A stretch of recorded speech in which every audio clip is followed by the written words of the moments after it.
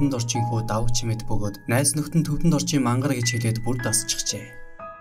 Хар багасаа алдаж инээд бүх насаараа шахуул хохирч яваа түүнийг сонин хөвлөл янз бүрээр л бичдэг байж.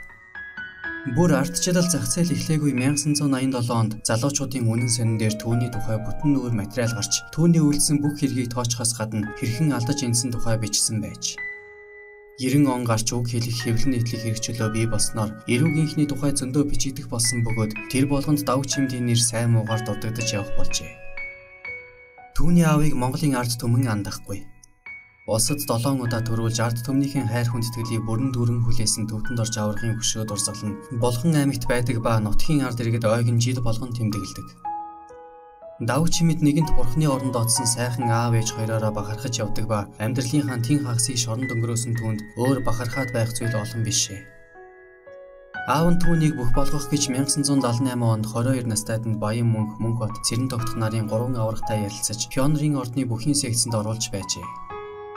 Тэр үед бүх ард түмний 4-р спартакиад болж давуу чимэд оролцсон төрүүлснийг нь бодоход бас ч авраг эцгээс нь ирсэн хаялга байсан бололтой.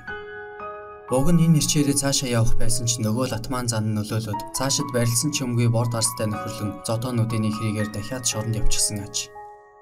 Тэр хамгийн анх 1972 онд ёстой хөгийн юмар шоронд орсон байдаг.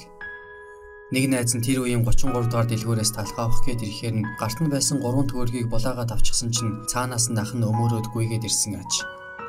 Давуу чимэд өөдөөс нь чулуу аваад шидчихсэн чинь гай болж хамрыг нь мөрөөлгчихсэн гин. Тэгээд 3хан төгрөгнөөс болж сэлэнгийн цагаан толгойн хүүхдийн колонд очиж байжээ. Тэнд 2-3 жил суугаад гарч ирэхдээ 40 мянгатад атман гэдэг нэр алдар модонд орчихсон хэд хэдэн атман эд мандаж байж. Давуу чимэд орон шоронд ороод юм үсчихсэн бие бялдар сайтай хинтээж зодолцохдаг зориг зүрхтэй байсан болохоор атмануудаа сайн гэж юу байх вэ? Аврагыг хайж авраг болдог атманыг зодоод атман болдог тэр үед 40 мянгатын атман гэгцэн хүмүүсийг зодохыг нь зодоод хутгалахыг нь хутгалаад нэг хэсэг ёстой бөчгнүүлж өгчээ. Тэр үед 40 мянгатад самбуугийн хишиг буян гэдэг цуутай атман байсан гин.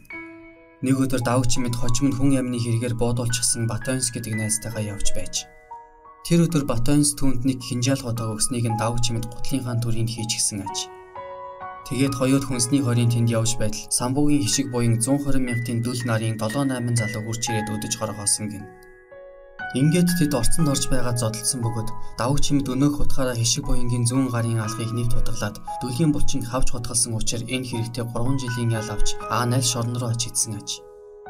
Ер нь тэр үед өмнө нь ямар нэгэн хэрэгээр шоронд орсон л бол рецидив гэмт хэрэгтэн гэдгээр юм л бол бурууддаг байсан гин. Тэрээр 10 удаа шоронд орж нийтдээ 25 жил суусан байдаг. Хамаг залуу насаа нарсан дөнгөрөөсөн тэрээр ихэвчлэн 2-3 жил ял идлээл гардаг байж. Аав төвдөнд орчин нэр нүрээ ашиглаад түүний айманд олон ч удаа орж байсан ч мань нэр ердөөсөө засарч хүмүүжсэнгүй. Аав нь сүүлдээ бүр цөхөрчгүй идсэн хэдий ч захиргааталтын үед хуулийн эрх мэдлийг атгаж байсан готов сайд дээр хүртэл орж байсан гэдэг. Нэг удаа давуу чимэд готов сайдын гарын үсгтээ 14 хоногийн чөлөөгөөр гэртээ ирж байжээ. Харамсалтай нь тэр аавыгаа нас барах үед дэрэгдэн байж чадсангүй. Төвдөнд орж аврах 1986 онд таалалд өгсөх үед тэрээр Майнтын шоронд хоригдож байж. Ээжигээ 1994 онд нас барах үед бас л ял эдэлж сууж. Засаг түнд чөлөө өгсөнгүй. Нөгөө л рецидив гэмт хэрэгтэн гэдэг нь гай болсон аж. Давуу чимэд тухайн үеийн алдартай атмануудын нэг ногоон чойлонтой сайн найзууд байсан гэдэг. Хитээ сайн найзууд ч гэлээ нэгээ алга төгссөн байдаг. Нэг удаа тэр хоёр муудалцах үед хин нэг согтуу байсан аж. Давуу чимэд чухам хинт хутгалууснаа мэдээгүй нэг мэдэхэд гэмтлийн эмнэлгийн сэхээний тасад хэвдэж байсан гин. Сөвлөгчөөс асуувал сэхээнд 2 хонож байгаа гэж. Цагдаа нар ирээд ямар хүнд хутгалуулсан талаар байцаалт авахд ахан согтуу байсан болохоор юу ч мэдэхгүй байна гэж хэлээд гаргажээ. Гэтэл дараах нь чойлон нэг шил арих 30 мянган төгрөг барьчихсан хурч ирээд хамыгаа уучлаарай гэхтэн түүнд хутгалуулснаа мэдэж байх жишээний. Дараа нь тэрээр эмнэлгээс бултаад чойлонгийн эмнэлгийн хувцастайгаа яваад очижээ. Тэгээд яах вэ бас л бөөн архиталт болж нөгөө хоёр дахиад л муудалцсан байна. Чойлонгийн нэг том заазуур байсан бөгөөд давуу чимэд тэрийг нь шүүрч аваад чойлонгийн толгойд зоож өргөжээ. Бараг талыг нь ортол зоосон болохоор заазуурыг арай хийж татаж гаргасан гэж байгаа. Толгойноос нь нийл цус садраад ирэх үед давуу чимэд за өнгөрлөө найзаагаа алчглаа гэж бодоод шууд гараад зогтсон гин. Тэгээд 120 мянгатаар 2-3 хоног архитаж байгаад тентхийн ирүүлжүүлэхэд орчихож. Өглөө нь хан уулын цагдаагийн хилцээний дарга түүний дуудаад За давч мэдээ чамайг яасан хийснийг чинь сонссон. Цаад чойлон чинь амьд байгаа. Хоёр авраг нэг нэгийн харьцаатай боллоо шүү. Та хоёр тэнцсэн. Ахиад харин ийм юм болохгүй шүү гэж сануулж байжээ. Бугийн бие сайтай чойлон эмнэлэг твтэлгүйгээр толгоогоо спиртээр шавшсаар байгаад идэхэж гисэн аж. Ер нь тэр үеийнхэн хэдий сайн найзууд байлаач хоорондоо их муудалцаж хотго шүүг дээрээ тулдаг байсан бололтой. Давч мэд 120 мянгатын итгэл хоёр багаасаа найзснаас гадна наранд ч нарсанд ч залуу насаа хамтдаа өнгөрөөж байж. Итгэл тэр үед яруу найрагч мишгийн цэрэнд оржин охин доржмаа гэдэг сайхан хүүхэнтэй амьдардаг байсан ба давч мэд тэднийд бас нэг хэсэг амьдарч байсан гэн. Итгэл нэг өдөр арх хууч яваад 111-т баригдчихжээ. Тэр үеэр нь өмнө нь орон шоронд байсан баяр сайхан гiş нөхөр итгэлийн дирээд доржмааг өмнө нь таньдаг байсан болохоор сүүлдээ үнсэлцэж нь ялуураад эхэлсэн байна. Тэгэхээр давч мэд за баяр сайхан чи ингэж болохгүй шүү. Наад доржмаа чинь цаана амьдралтай хүн шүү. Та хоёрыг итгэл мэдчихвэл ална шүү гэж сануулсан чинь нөгөөх нь тоогоогүй гин. Тэгтэл гай болж яг тэр үед гаднаас итгэл ороод ирсэн аж. Тэрээр баяр сайхныг шууд хутгалсан бөгөөд хутгалуулсан баяр сайхан гараад зугтсны дараа итгэл дорж давгийг түүнтэй хуйвалсан гэж үзээд бөөрлөн дүрж орчихжээ. Инглигээд дорж давг итгэл хоёр найзын тангараа таслаагүй гэж байгаа. Дорж давг нийтдээ 16 удаа хутгалуулж нэг удаа буудуулсан гэдэг. Өөрөө ч бас самбуугийн хичиг буян 120 мянгатын дүл ногоон чойлон гэт хэд хэдэн хүнд мис хүргээд авсан. Шоронд явахын хажуугаар бас цэрэгт яваад үзчихсэн эрдэнтийн 208 дахь ангид алба хааж байжээ. Тэгээд дөнгөж асман цэрэг болонгуудаа нэг офицерыг томроод байхаар нь хутгалснаар улаан ярмаас хар арим руу хүргэгдсэн гин. Тэнд очиод бас зүгээр байсангүй. Хорих ангийн үүдээр нэг удаа нилээд халамцуу орж ирэхэд нь нэг хянагч түүн рүү шууд буудаж орхисон бөгөөд сум түүний зузаан гоёыг нэвт гарсан аж. Тэрээр буудуулчихсан мөртлөө чи юм уу дахиад буудаадах нэг мөсөн гүйцээчих гэдэл өөдөөс нь дайраад байсан гэдэг. Эцэг гэхээс нь түн сайхан бие заяаж өгсөн тулдаа л тэр олон худгалалтын тэрийг дааж гарсан байх гэж өөрөө яаж суусан гинлээ. Давч мэд нэг үе алдарч явтай нийлэн Улаанбаатарын хулгайч нарыг хэсэгтэл айлгсан бөгөөд их дэлгүүрийн үүд хавцаа цугларч хоорондоо юм зарлцдаг байсан хүмүүсийг дээрэмддэг байжээ.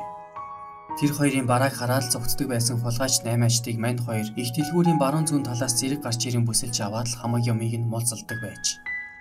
Гэвч олон хавар нэгэндээ гихчээр алдарч ав тэр хоёр төлөвгүй дээрмийн хам хэрэгтэн болсон бөгөөд энэ үед тэдэнд дээрэмдүүлсэн гих бүх хэргийг давч мэд ганцаараа дааж 4 жилийн ял авч харин алдарч ав бушуухан Улаанбаатараас зайлж Москва руу явсан байдаг. Мангар хочид давч мэд дандаа л зодоонуудын хэрэгээр шоронд ордог байсан ч хамгийн сүүлд тэрээр хулгайн хэрэгээр аавын хаалга татжээ. Гэхдээ энэ удаад тэр хэс хэрэгээр орсон бололтой. Тэрээр нэг удаа урт цагааны тэрүүгээр явж байгаад 120 мянгатын Эдука гişтэй тааралцсан аж. Гай болоход тэр Эдука нь яг тэр үед нэг албан газрын үлгүүрээс менжин шүүб байсныг нь аваад хамт явсан нөхөртөө өгчихсэн байсан ба тэр нь удалгүй баригдчихсан гин. Ингээд цагдаа нар давч чимдийг урд нь 10 удаа яллагдаж 25 жил шоронд суусныг нь мэдэнгүүтээ өө та нар чинь юусаа хам хэрэгтнүүд байна гэж зүтгэж. Мань нэр өөрийгөө тус хэрэгт ямар ч хамаагүй гэж хичнээн ч тайлбарлаад нэмэр болсонгүй барааг нь ч хараагүй шүүбний хэрэгээр шорон руу илгээгдэжээ. Гэхдээ тэрээр нийслэлийн шүүхэд давж заалдаад дээд шүүхэд давж заалцснаар удалгүй магадлангаар гараад ирсэн гин. Түүнийг Мантийн шоронд байх үед Чойлонгийн эхнэр Халиун Америкаас их орондоо ирж таарсан бөгөөд тэрээр ирмэгсээ давж чимдийг шоронд байгааг дуулаад Гени Ариука дархны Туба нарын хамтаар эргэж очсон аж. Тэд хоёр шуудай гурил хоёр хоньны мах чихэр жимсгээд машин дүүрэн юмтай ирснийг нь 10 хэдэн хүн зөөж оруулж байсан гэдэг. Ер нь давч чимдийн өөрийнх нь ярьснаар бол тэрээр шоронд 25 жил болсондоо харамсаад байдаггүй. Хорвоог туулж барах хувь заяа нь ийм байсан юм байлгүй гэж боддог аж. Олон жил шоронгоор явлаа гэд ядарч зүдрээгүй шоронд очмогцоод баригад зөвлөл болчихно. Идэж уух хүмүүс ч зүгхээр дутаж байгаагүй. Дэндүү сайхан жаалдаг байсан гэх. Гэхдээ л олон жил шоронд суухад сүулдэ залхдаг гин. Шоронд аригтаар сууж хүүхэн шуухан авчруулж болох ч цаанаасаа л эргчлөө өгүүлэгдэж байсан гэх.